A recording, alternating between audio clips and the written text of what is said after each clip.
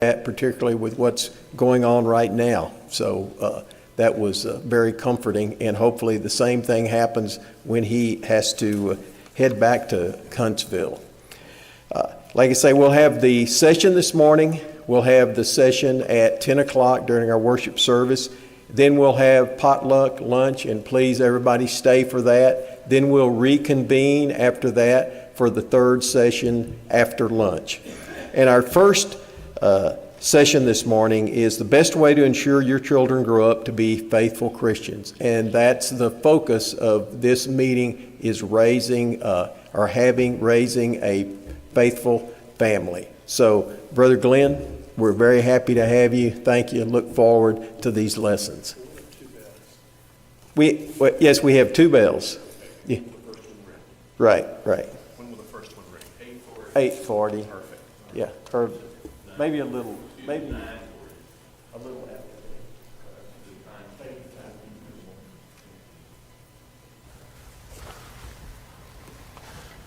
Y'all come on in.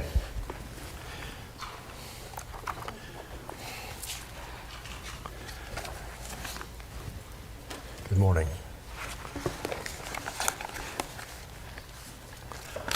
Can I just tell you how happy I am to be here? Now, there's a couple of reasons, and one is that I was born in Houston. And so, my father passed away a few years ago, but my father considered himself a true Texan. So he was born in Vernon, Texas, and then we lived in Houston a couple of times. How are you doing, Jennifer? I happened to have been born while he was preaching in Houston, but I was very young then. I was born in Houston I wanted to stay close to my mother, and so that's where I was born. And I don't get back there very much, and it's just a pleasure to get to do that. And also because Wade and my wife Cindy are kin. And so I would launch out on that, except that I'd mess it up. And so you need to ask Wade about it. But the Websters have been just a very dear part of our family and friendship for a long, long time. And I'm quite sure that I'm here because Wade said, hey, why don't we have some sympathy on Glenn and have him come preach. And so hey Wade, let's talk about raising kids. That's going to be the theme this day.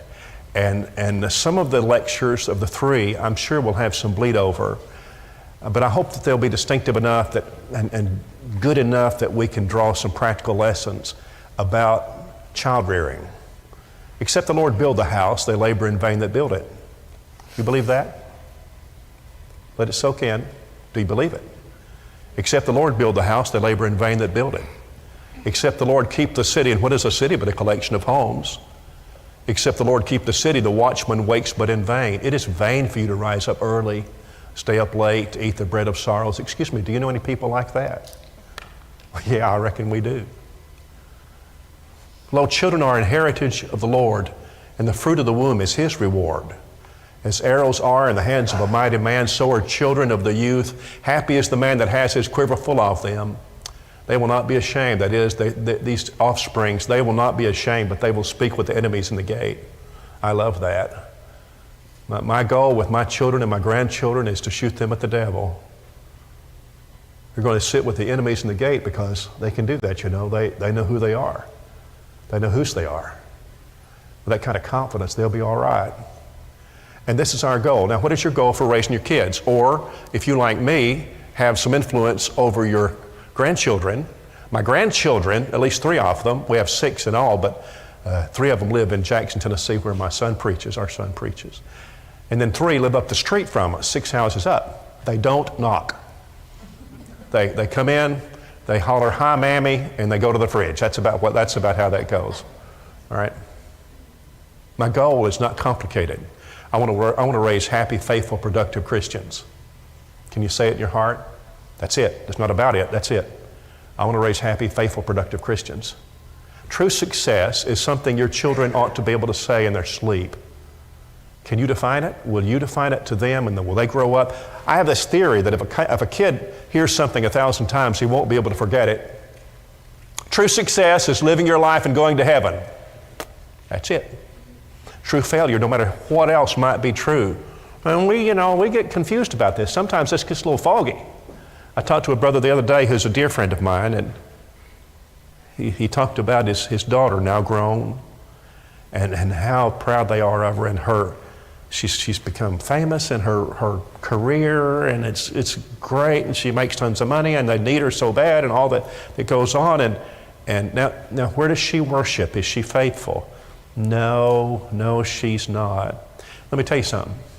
I love my children, and I want them to be successful in whatever career choice they choose, whichever direction they go. I always told Caleb and Hannah, and now Colley and Ezra and Liza, I will support you in any career you choose, provided you'll be a faithful Christian. Anything you choose. And that bit me a little bit, because when Caleb decided he wanted to get a terminal degree, I didn't understand why what is that about? And so he said, well, I just think it's an end in itself. It's what I want to do. And so when I pushed back a bit, he said, Daddy, remember what you said. And I had to, back down, because he was right.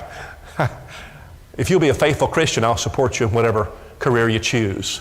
But I declare this, there is only one definition of true success, ladies and gentlemen. There's only one. Nothing's a close second to this. No matter what success you might have in life, living your life and going to heaven is success. Failure, no matter what else is true, is living your life and not going to heaven. Is that a true statement?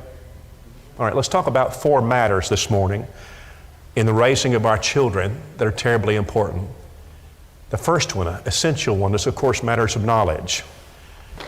Will our children grow up knowing the Word of God? Now Romans 10 and 17 is familiar to you, and faith comes by hearing, and hearing the Word of God. If your kids grow up with faith, can you hear me? It's going to be because they know the Bible.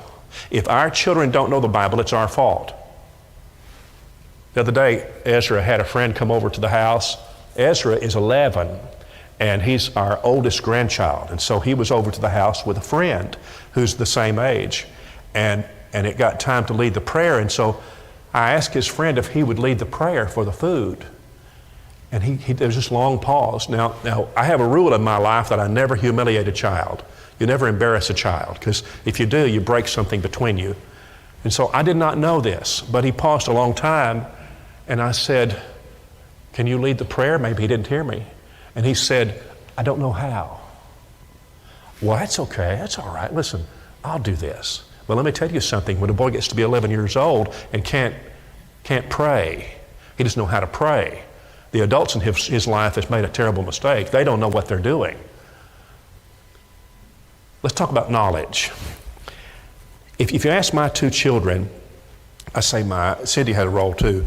If you ask our 2 children, what do you think made the real difference in your life? If you had to point to one thing growing up, what would you say made the difference in your faith?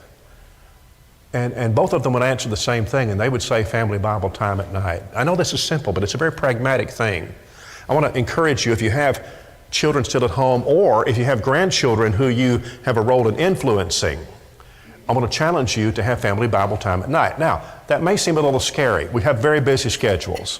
And to stick something in that's going to happen, if you don't mind me saying, religiously, that seems a little daunting. So we can make provision for that. It's got to be every night, and it's got to be from now on. If you have young children, God bless you, and wouldn't it be something if your children can grow up and never remember a time that you didn't have family Bible time at night? When your children get to be teenagers and they start asking those difficult questions that they're wondering, and it may come before they're teenagers, it's often going to come about during this time in the evening, because that's when mom and dad and the kids get together and you have your family story. We call it story time. Let's vary it. We're going to do different things different nights. If you're coming home in the van and you're just plumb exhausted, everybody's tired, the kids can't hold their eyes open, that's going to be a great night for singing night. And each person in the van gets to pick his or her own favorite song. And then Dad will lead a prayer at the end. That's how we'll do it.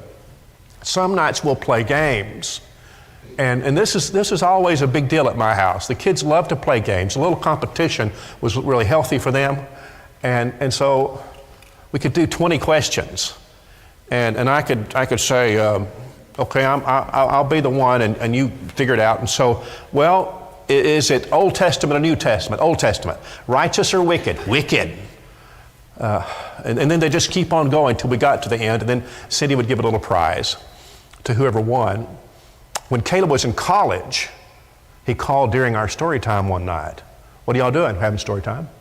We said, well, what exactly are y'all doing? Well, we're playing a game. He said, can I play? Well, there you go. Very competitive. Yes, of course you can play. And so put the phone in the middle of the table and he begins to play and we had the game. He won, but he didn't always win. That's important, but he won. And he said, I said, well, good, Caleb, good job. He said, is there a prize? He's at Freed Hardeman. He's many miles away. And well, Mom says, yes, there is. He said, what is it? She said, it's a pair of socks. He said, can you mail them? Yeah, she said, I can mail them. That's what she did. Sometimes you're going to play games. Sometimes you can do the daddy list. Now this is really important, Daddy. If you made a living document, that is, you're going to add to it, so you can put it someplace where you can access it easily. If you have a list of the things that you want to make sure that your children know before they grow up and leave you, what would be on the list? Now, Daddy, I tell you what, you're already a hero. You just have to act like one. The children can learn these things from somebody else, but it won't be the same as if they learn it from you. What would you put on the list? Give me some ideas, gentlemen. What would you put on the list? These, of course, are of a spiritual nature that you want your kids to know, that they know before they grow up and leave you. Give me some ideas. Salvation. Absolutely. Of course, salvation. I want them to know that there's one true church, and that's what the Bible teaches, and that we must be members of that church. The church is the sphere of the saved, and so we're going to talk about that. Exactly right. They need to know about what the Bible teaches a person must do to be saved, right? What else would be on the list? Stay faithful. Stay faithful. The importance of being faithful. And I assume you mean to the Lord. You could even extrapolate that and talk about faithfulness to your spouse, faithfulness to your family. But of course, faithfulness to the Lord, this is for the long haul. This is a life commitment. Romans 12, it is living sacrifice. What else do I want them to know? Somebody. What do you guys? What do you say? What would you put on the list? The role of a man. The role of a man in the home, right, or in the church. Oh, I think that's a great. Anything? What you got? Clueless. Okay. It's a good thing y'all are all handsome, because brains, I don't know about brains. I'm just playing with you. Somebody else. What about honesty? What about the importance of honesty? How far is that going to go? What about would you teach your children how to choose a spouse? How young is too young to teach your children about how to pick their spouse? I would say as soon as they can speak English, you ought to start about that, right? And about MDR, I guess, marriage, divorce, remarriage. I think maybe pretty young we would start with that. And maybe that would be one of the things on the list. What about hard work and the blessing of hard work, or integrity, or heaven and hell? Do you reckon they need to know and answer their questions about heaven and hell? I think that would be very important. So what if we create a daddy list? And some nights, you'd pull something and Daddy would say, now tonight I want to do this. I don't want you to do your family Bible time and just read a passage of Scripture at night and have a prayer and that's it. And now if that's all you feel comfortable doing, well, praise God and do that. But I want it to be bigger. It could be so much better. Some nights what you're going to do is take some chairs in the living room and cover them with quilts, and you know where I'm going with this. Did you do that when you were a kid? Make a little cave? Well, that cave can just miraculously evolve into the fish that swallowed Jonah, right? And so you can teach them about that. Now they're going to want Daniel in the lion's den. That same workup could be Daniel in the lion's den. They're going to want you to be Daniel, Daddy, and go in there and let the lions eat you. That's what they're going to do. But you could act out some important Bible accounts. Wouldn't that be good one night? And they're going to love it. What you should do is get you know that Apologetics Press has trading cards. Are you familiar with the trading cards? I see some heads bobbing up. Good. And if you're a grandmother, you've got more money, spend the money, and buy a set of these. You can buy a set of, I think they're 365 if I'm not mistaken, 365 of those cards. And you have on the front, you have an AI picture of that Bible character, and on the back, you have descriptions of that person, what he or she did, and they're just beautifully done. What if we spent some time at night doing that? Are any of you familiar with what we call Kids Sing? Y'all know Kids Sing? And you can go on the West Huntsville Church of Christ website and download those cards free, and those make great story times. It's about where things are found in the Bible. It's typically not specific verses, it's chapters. So if you want to know Noah and the flood is Genesis 6, and 10 Commandments is Exodus chapter 20, and marriage divorce is Matthew 19, and love is 1 Corinthians 13, and faith is Hebrews 11, and so you have cards of about 25 of those each. Challenge the kids. When you get to where you can say the whole card without missing any, we're going to go to get ice cream. Well, I'm telling you what, you could say, honey, if you win this contest tonight that we're doing for story time, you get to stay up 5 minutes later than your brother. You watch me, oh no, you know, that's tall cotton right there. All right, there's the address to get Kids Sing cards. And again, they're free. You just download them, and we laminate so that they keep the grape jelly off of them. All right. Matters of knowledge. Let me see if I can get this going. I love it. Here we go. Number 2, matters of fidelity. We've got to teach them matters of fidelity. I'm going to categorize this in 2 different sections. One is loyalty to the family, and the other is loyalty to the church. So important. They've got to get these 2 categories.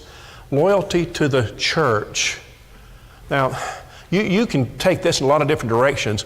I want to start with talking about the worship assembly and Bible classes, and here you are, and I'm glad.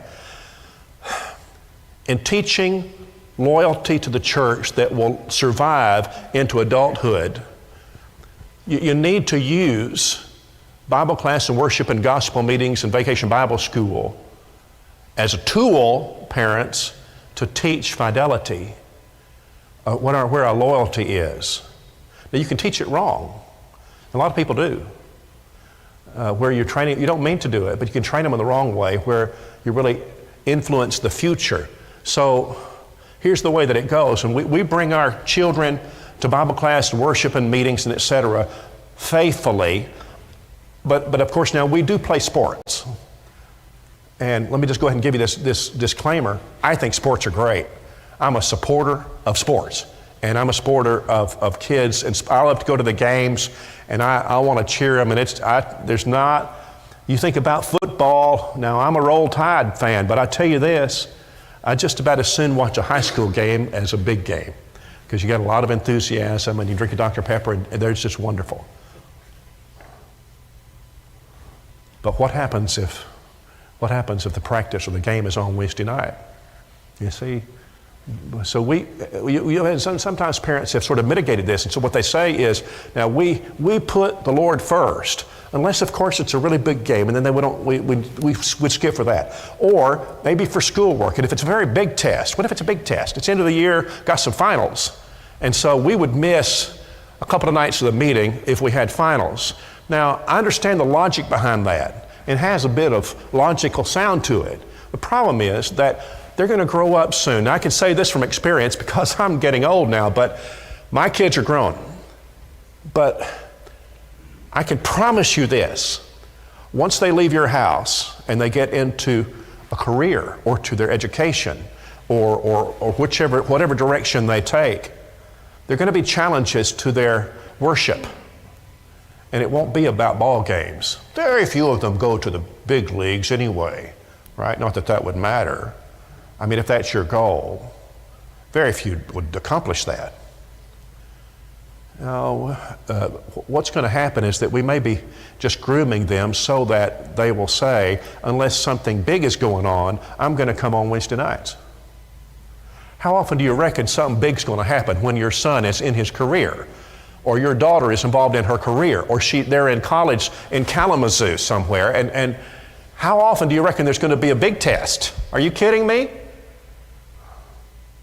I'm just saying that what you could do is inadvertently, unintentionally, we could groom them to not have the tenacious hold on to the faith that they're going to have to survive, for their faith to survive. I mean, what are you hoping for? What's your goal? And the goal is that they're going to be faithful, devout Christians, happy, productive, faithful Christians all of their lives. Well, you're going to have a way to teach that tenacity, and I'm saying that while Christianity is a lot more than just coming to worship. I got that. I understand that. I think it's a terrific way to teach this. You got to have something practical. You know, we put the Lord first. And so what you do is, of course, you call the coach at the beginning of the season, or you go see him or her and you say, you know what, I'm going to be a very supportive mom. But now we're Christians. And so at these times, you have them written down, we're going to be in worship. And so we need that hour plus about 5 or 7 minutes coming and going or whatever. So we won't be here on those nights. Now on those nights, if you have a game and you don't want to play my son, you don't want to play my daughter, no fussing here. We understand that. And I want you to know that I'm going to be a very supportive parent, and if you want me to bring the Gatorade or haul kids or whatever I can do, you can count on me. All right? That's how you do it. Now, it's going to be hard. Is that going to be hard? Is it hard for your kids? Are they going to like it? Probably not. That's okay. My parenting isn't designed for the purpose of making them like everything I do. That would sort of make them the parents, I think. No, they may not like it, but of course what we're doing is building kids into adults. We're building them to have the kind of commitment. As one woman about my age said recently, we went every time the doors were open. You know what she does now? She's in her 60s and she comes every time the doors are open. That's just how she was raised. That's how they did it. Seek first the kingdom of God and His righteousness. They're going to be big decisions. I'm just saying that we make these decisions, kind of decisions when they're young, that we put the Lord first. It's just a matter of who we are. And when they grow, I reckon the goal is that they will already have that habit. That'll just be part of their soul. It's interesting to me that when you get to Luke chapter 15, the prodigal said as he came home, I've sinned against heaven. How did he know that? Isn't that interesting? I've sinned against heaven and before you. How did he know he sinned against heaven? Now, I'd say the logical answer is that his daddy taught him in family Bible time at night. That's what I think happened. We're teaching them fidelity to the church. And let me just add one more thing. I'm keeping my eye on the clock. Involve your children in family projects, spiritual family projects. Now, I'm in favor of the Bible school program. I mean, I've been a supporter all my life, and I still am. And I want them involved in that. But you've got to do more than that. Growing up, and my father was a preacher, and so we lived in different places, and he worked and preached for different churches through those years.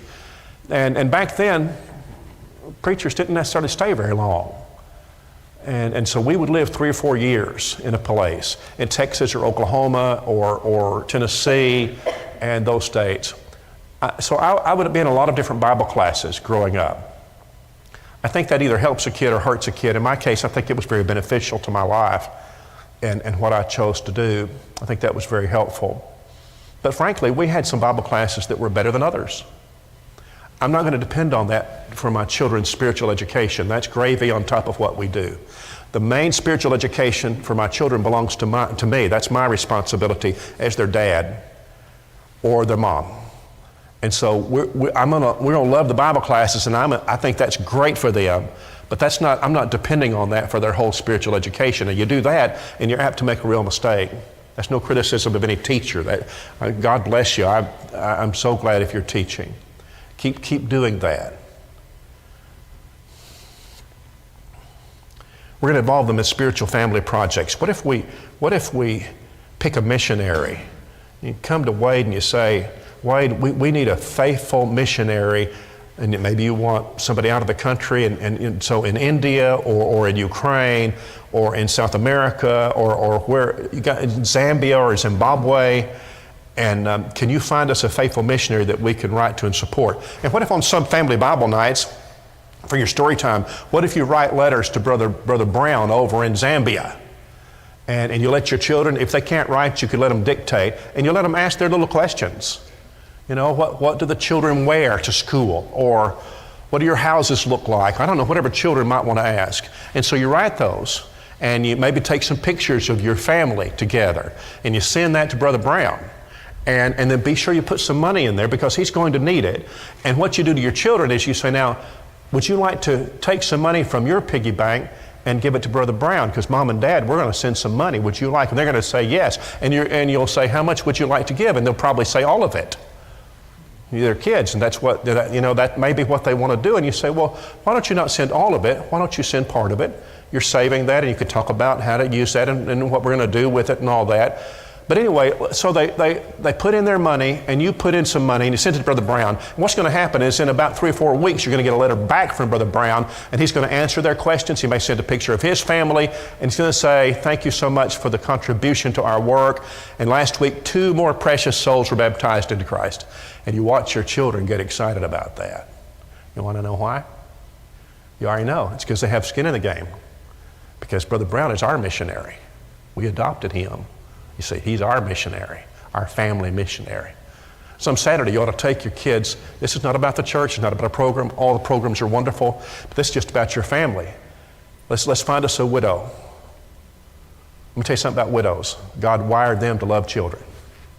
In India, I just got back from there a couple of months ago. India, the churches, well, they have so many orphans. It's because Hindu is the religion, the state religion, and it's very favorable toward polygamy and toward concubinage. And consequently, you got a lot of orphans. And so the church builds orphanages. And you want to know who staffs those orphanages? Widows. Primarily widows. It's because they have so many widows. And widows can just starve to death over there. That's what they can do. And so they teach them to sew, and they get them a sewing machine. And they put them in those orphanages to keep those children. And they do a tremendous job. They're just wonderful. So what if you say, we're gonna choose a widow, and we're going to go over Saturday, and we're going to clean her gutters, and we're going to trim her bushes and screw in light bulbs. That's what we're going to do. And I hope one of your little sons says, or maybe your daughter, well, Daddy, how much am I going to get paid? I hope they say that, because that'll be a great speech. you know what you're going to say to that, don't you? Okay, good. And what are you doing? I'm raising my kids to be Christians. You hear me? I'm raising them to be Christians. Now we got to teach them fidelity to the church. Got to teach them fidelity to the home. Now, Dad, you've got to remember that your children spell love T-I-M-E. That's very practical.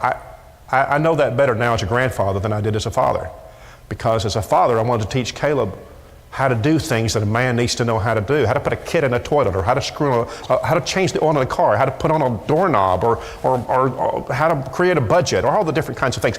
I could do those things, many of them in 15, 20 minutes, or I could do it with Caleb, little Caleb, and it would take me 45 minutes or an hour. And I was really busy. And I don't mean that I didn't spend time with him. I did. But in retrospect, as a grandfather, I think I have it figured out better. And so with Ezra and I just bought a tractor. It's a Kubota. It's about 39 horsepower, and whew, he can drive that thing. But he's almost 12, so he's a little late to get started, but I'm teasing you. But he can drive that tractor. And I keep him very safe. You mustn't worry about that. I'm making sure it's very safe. I want to teach him. So, dads, we've got to spend time with them. Force yourself to spend time with them. Moms, what I want to say about the loyalty that you teach your children about your family is that you need to raise your own kids and don't farm them out to other people to raise. I'm aware of the fact that you have a lot of mothers today who are single mothers, and they don't have a choice. They don't have any choice. And I know of a mother whose daughter has spina bifida, muscular dystrophy, muscular dystrophy. And the only way they have insurance is through her job. There is no other insurance. And she will say it this way: it's a life and death decision for my child. My heart goes out to those people. I'm not talking about that. I'm talking about situations under which we have a choice. And moms, what you're seeing now, I think, is a trend toward going back home. Because nobody is a substitute for mom. Grandma is a wonderful person. I happen to have me one of them. I lived with her. But I'm telling you, a grandmother's not the same as a mother. Just think about that. It's just true. And while I can imagine getting to the end of life and regretting some things, you will not regret the fact that you made some hard decisions in order that you could raise your own children. One woman said, and I'm going to leave this point, but one woman said, I have wifely responsibilities to my husband. I have parenting responsibilities to my children. I would as soon give my wifely responsibilities to another woman as I would to give my parenting responsibilities to another woman. All right, let's see if I can make this work. Nope. Let's go this way. Matters of discipline. What do you think about that picture? Now, sometimes parents aren't disciplining much today, especially in reference to corporal punishment. And it's a decision. Now, for different reasons, I think sometimes they just weren't spanked when they were kids and they just didn't figure that out or decide to do that. Sometimes it's that they tried it, it didn't seem to be successful, they just gave up on that. Sometimes they're just philosophically opposed to it. What about spanking? Have you ever heard of gentle parenting? Some of you have heard of gentle parenting. Doesn't that sound nice? Who in his right mind could be opposed to gentle parenting? Don't you think we should be gentle with children? The problem is that if you say that, it's because you don't know anything about it yet. And I had to get an education because it doesn't sound like what it really is. Gentle parenting means that it's totally void of corporal punishment. None of that. It's void of scolding as a parent. What it is about is being more of a friend to your child, and that's how you raise them best. And so you don't want them to robotically obey you. They'll make it plain. That is not the goal. What you want is to reason with them. And so gentle parenting means that. Hebrews chapter 12 says, we had fathers of our flesh which gave us, they chastened us after their pleasure as they saw fit, and we gave them reverence. Shall we not much rather be in subjection to the Father of spirits and live? They did that as they saw fit, but God for our profit. In other words, God always gets it right. Your daddy may not always get it right. Did you ever have to apologize to your child? I'm sorry, I spanked you, but I didn't know the whole thing, and I'm sorry. And the children are forgiving about that. Now, when I say corporal punishment, I must give this disclaimer. I'm not talking about child abuse. Child abuse is from hell. Any confusion about that? Physical, sexual, emotional, spiritual child abuse is from hell. But spanking, delivered in appropriate measures at appropriate times by loving parents, is from heaven. There's matters of discipline. Now, there are some rules that ought to apply to this. Don't yell at your children. You want them to obey you, but not because you're scary or unhinged. You want them to obey you because you're mama, because you're daddy. That's why you obey me, because I'm your dad. That's why you're going to do this. Don't yell at them. Now, if a semi is coming, yell at them. Okay. Don't lie to your children. If you promise, this goes with something good or something unpleasant. If you promise that on Friday, son, at 3 o'clock, I'm going to take you fishing. Now, I've got an 11-year-old at the house, right now, and if I tell him we're going fishing 3 o'clock Friday, he will not be able to think about anything else all week until we get to Friday. If you promise your boy or your girl something delightful like that, you better prioritize it. If you have a client come in late, what you got to say is, I tell you what, I can handle what you need on Monday, but I've made a commitment I cannot break. I cannot break. And you be sure you keep your word. If you promise a spanking, if you say, listen to me, if you do this again, I will spank you. You had better deliver that spanking, right? Because otherwise, they're not going to believe you the next time, and you have confusion. Some days just feel kind of laid back about that whole thing, and other days you're frustrated and stressed, and so you're going to deliver it on those days. Well, how confusing is that? So just make a rule. If I said it, I'm going to do it. I will always do it because I'm your daddy, and you can trust what I say. Matters of discipline. Let's do one more. Somehow, as I move my finger over that, it goes the wrong way from my mind. Here's the last one, matters of morals.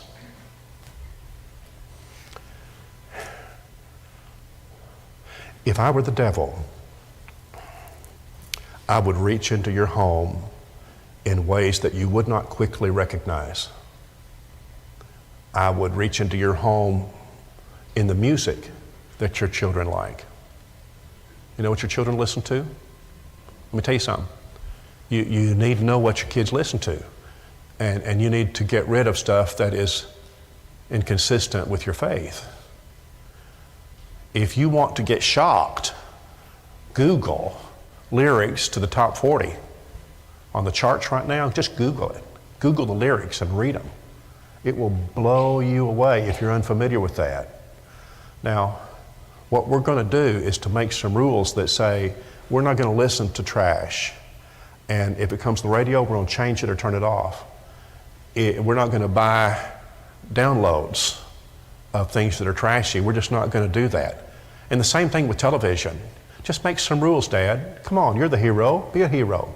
So in our house, if we're watching a television program and there's something on there that's of a sexual orientation, maybe she takes her clothes off or whatever it happens to be, I'm telling you, we're going to turn that off or change the channel, and we're going to do it right now. But Daddy, I'm in the plot. It's just a good plot. I'm just watching it for the story. I'm sorry, we won't be watching that. In fact, we shouldn't watch that anymore. We're going to have regulations about that. And if I bought the TV. If I can't control it, I'm going to unplug it and trash it. We can do that, can't we? Is that too harsh? We can control it. I don't think it's wrong to have a television. But it's wrong to just mindlessly let that thing play all through the day when all sorts of stuff comes on that thing and it's piped into my house. And if I was the devil, I think I would really enjoy that. I got to stream right into the house. Now, we're going to regulate that. What is this going to help your kids when they get to be 17 years old, 18, 19 years old? How are they going to remain sexually pure? And it's going to be one thing. It will just be one thing. It'll be that growing up, you put it in them.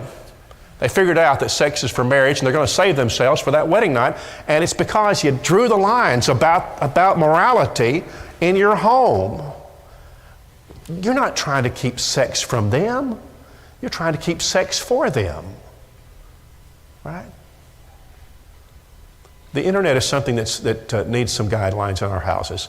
Make sure you got this straight. Kids don't have any business, young kids don't have any business with a smartphone. But whenever you decide to let them have a smartphone or online devices, the rules are that Mom and Daddy have all of your passwords, and that Daddy wants you to know, I'm going to check it from time to time. I'm going to go through your computer and see what you're looking at. It's not that I don't trust you. I just want you to know. That's why I want your password, is because I'm going to be looking at your computer. That's what I'm going to do. I don't want any garbage on there. We're Christians and we're not going to do that. Don't let them have online devices in their room at night when the door is closed and they're alone. Don't do that. Don't you do that. I'm telling you right now, if I was Satan, what I would do is, and he's doing it, I would reach through that screen and grab the heart of your son or your daughter. I'm around it all the time. I see it all the time in counseling. And once a boy gets addicted, breaking it is a very difficult thing. He can do it. And I help guys do that. But I'm telling you, it's hard. That's my first bell, isn't it? Thank you. So what we're going to do is make rules. And while we're on that, can I just do one more thing about the cell phones? Daddy, we're going to rue the day that we used our cell phones at the table. At moments when conversations would be happening if I wasn't using my cell phone. So can we just make a rule that we don't use cell phones at the table anymore? Nobody pulls it. I mean, you see it all. You go to a restaurant, you see it all the time, don't you? Mom and Dad and the kids and everybody, they're not talking. They're not looking at each other. They're looking at this. I think we'll rue the day. I think we're going to hate the day in retrospect because we did that. Be aware of your surroundings when you're looking at your cell phone or your tablet. Be aware. Would my wife and I be having a conversation? Sometimes a parent is close enough to touch but not close enough to talk to, because we get these habits, right? We get these habits. I want you to be aware of that. Let's be careful about that. We're going to raise our children intentionally, and you can't use the cell phone at the table unless there's an emergency, but somebody's got to really be, throwing up, or there's got to be bones sticking out somewhere, a lot of blood before that's an emergency. You can't use your phone. Or if somebody wants to use the cell phone to contribute to the conversation we're having. So we're going to go to the Great Lakes for vacation next year, and how far is that? Well, let's just check that. I think if it contributes to the conversation, more power to you. I think that'd be fine. Okay, let's do this one. We're talking about morals. Let's talk about modest clothing. I had a father come to me not long ago who has two lovely teenage daughters, and he said, Glenn, I really want to do the right thing about modest apparel, about what they're wearing. But they asked me, where does the Bible actually draw the line? Where in the New Testament do you have guidance about exactly where this is? I said, look in the mirror. It's you. It's you, Daddy. In the first place, you're a man, so you get it. I don't think a woman will ever get it. I mean, she can be told, and she can understand it in theory about men and about the female form and what God did about this. She can understand it in theory, but she's never going to really understand it. Only a man can really understand it. You're the dad and you get it. Furthermore, you love this child enough to die for him or her. So you're the perfect one. So Hannah would come in and she would say, Daddy, I bought a new dress. What do you think? I went, oh, let's listen. And I would do this with my finger. So I wanted to, sometimes she would do it really quick. She wasn't inclined to dress immodestly. She never was that, and I'm proud of that. But sometimes I would say, no, slow down. And she would slow down. I would say, I can see through that. I can see too much. And so, or you know what, I can see your cleavage. I don't want to, no, we're not going to wear that. I went, you know what, honey, that's just too short. Well, Daddy, I just bought it. Well, I'm sorry. You're going to have to take it back because you can't wear that out. Or sometimes, on the other hand, I would look at it and I say, honey, you're beautiful in that dress. I just think that's a very lovely dress. But I was the judge. And what we're going to do is judge their morality. Listen to me. The philosophy that men see so much skin these days that it just doesn't matter to them anymore. And sometimes arguments are made like that about places where it's just assumed the women are going to dress like that. So because of that, and because there's so much of it, that men are just not going to notice it anymore. I have a friend who's a preacher. I guess this is still true, but his hobby was riding vintage roller coasters, the wooden ones that creak and all that. Not for me, boy, but I suppose you could go do that and pay enough money and just ride it one time right after. Just stay on your seat and keep riding it and cycle it through. And I suppose that when you got to the end of that day, you probably wouldn't want to ever get on that roller coaster again. You know what? I've had all I can take. Pizza's like that, pepperoni pizza. I love pepperoni pizza, but you could say, I think I could eat so much pepperoni pizza that I just made myself sick. And truth is, for the rest of my life, I don't want any more pepperoni pizza. That makes sense. But about this subject we're talking about right this minute, that is not true. That is not the case. And it's because God wanted men to be drawn to their wives. And how long is that going to be true? Until there's no breath in their lungs. That's how long. That was his purpose. Matthew 19, he made them male and female for this reason, for marriage. That's why he did it that way. And so, let's be careful about how our girls and wives dress. All right, I tell you what, we're going to stop there. That bell has caught me, and when we get to our worship lesson, I want to talk about how to raise our boys to be elders. Thanks for coming. God bless you.